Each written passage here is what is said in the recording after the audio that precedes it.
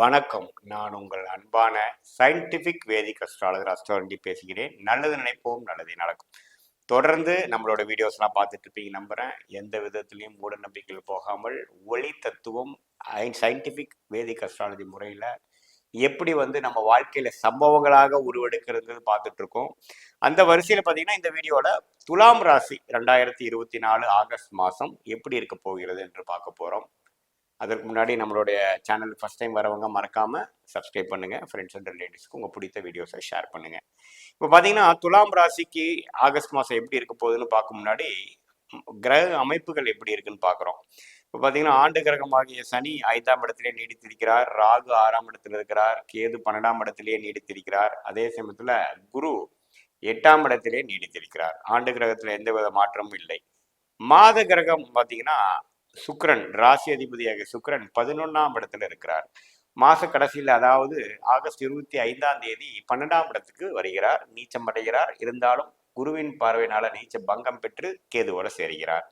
அதே சமயத்தில் சூரியன் பார்த்தீங்கன்னா 10ஆம் இடத்துல இது வரைக்கும் இருந்த சூரியன் ஆகஸ்ட் 17ஆம் தேதி மாத செகண்ட் ஹாஃப்ல பார்த்தீங்கன்னா 11ஆம் இடத்துக்கு ஆட்சி பலம், அவரோட ஓன் வீட்டுக்கு ஆட்சி பலம் பெறுகிறார்.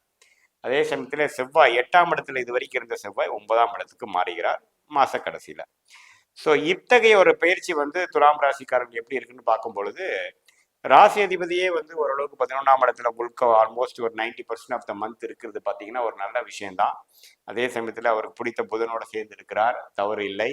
பிடித்த கொஞ்ச நாட்கள் சனியின் பார்வை பெறுகிறார். எப்போ ராசிநாதன் சனியின் பார்வை பெறுகிறாரோ அந்த டைம்ல கொஞ்சம் மன உளைச்சல்கள், டென்ஷன் வரக்கூடிய அமைப்புகள் இருக்கு. கொஞ்சம் பார்த்துக்கணும், உடம்பை பார்த்துக்கணும், மனதை பார்த்துக்கணுங்கிற அளவுக்கு இருக்கு.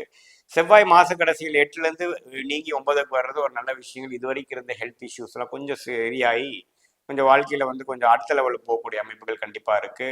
துலாம் ராசிக்காரர்கள் 8ல குரு இருந்து சில நிதி விஷயத்துல எல்லாம் கொஞ்சம் முடங்கின மாற ஒரு விஷயமாகவும், நிறைய விரயங்களும், கொஞ்சம் வெளிநாடு வெளி மாநிலம் போகக்கூடிய எக்ஸ்பென்சஸ் தான் பார்த்தீங்கன்னா நிறையா ட்ராவலிங் எக்ஸ்பென்ஸ் அது மாதிரி கொடுத்துட்டு இருந்த விஷயங்கள் கொஞ்சம் நல்ல மாற்றத்தை கொடுக்கக்கூடிய அமைப்புகள் உண்டு.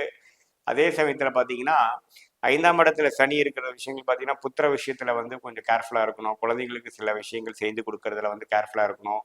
மெனக்கெடுதல் அது மாதிரி விஷயங்கள் இருக்குது. அதே சமயத்தில் 6ஆம் இடத்துல ராகு இருந்து உடம்பு அது மாதிரி சில நோய்களில் ஒரு கட்டுக்கோப்பில் வச்சிருக்கக்கூடிய அமைப்புகள் இருக்குது. அது தவறு இல்லை.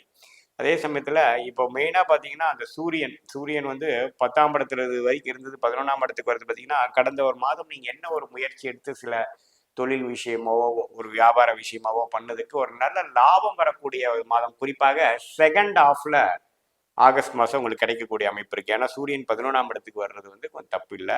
இருந்தாலும் சில நாட்கள் ஒரு சனியின் பார்வை பெறும் பொழுது கொஞ்சம் கைக்கு வந்தது வாய்ப்பு வரலைங்கிற மாதிரி சில விஷயங்கள் கொடுக்கக்கூடிய அமைப்பு இருக்கு. இப்போ பொதுவாக ஜூலை மாதம் போட்ட நீங்கள் எஃபோர்ட்ஸ்க்கு இப்போ சில முயற்சிகளுக்கு தக்க பலன் கொடுக்கக்கூடிய ஒரு மாதமாக ஆகஸ்ட் மாதம் கண்டிப்பாக துலாம் ராசிக்காரர்களுக்கு உண்டு. குரு 8ஆம் இடத்துல இருந்து வெளிநாடு விஷயங்கள்,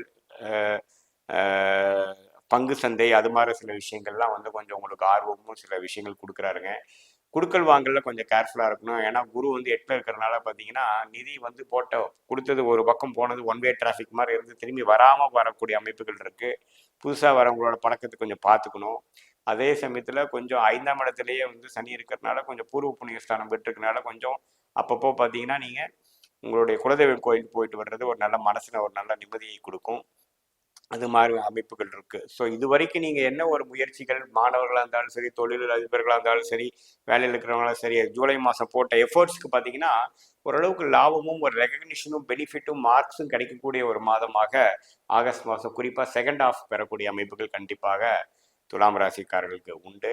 இது பார்த்தீங்கன்னா உங்களுடைய ஜாதக அமைப்பு, உங்களுடைய தசாபுக்திகள் சிறப்பாக இருக்கும் பொழுது நான் சொன்ன சாதகமான பலன்கள் அதிகமாகவும், ஜாதக அமைப்பு தசாபுக்திகள் கொஞ்சம் சிறப்பு இல்லாமல் இருக்கும் பொழுது நான் சாதகமான அமைப்பு கொஞ்சம் குறைவாகவும் இருக்கும். இது ஒரு பொதுவான பலன்களை தவிர இது துல்லியமான பலன்களாக இருக்க முடியாது. உங்களுடைய ஜென்ம ஜாதகத்தில் கிரகங்கள் எப்படி இருக்குது, நீங்கள் என்ன லக்னத்தில் பிறந்திருக்கீங்க, என்ன தசாபுக்திகள் நடக்குதுங்கிற வச்சு தான் துல்லியமான பலன்கள் சொல்ல முடியும். மீண்டும் மற்றொரு காணொலியில் சந்திப்போம். நன்றி, வணக்கம்.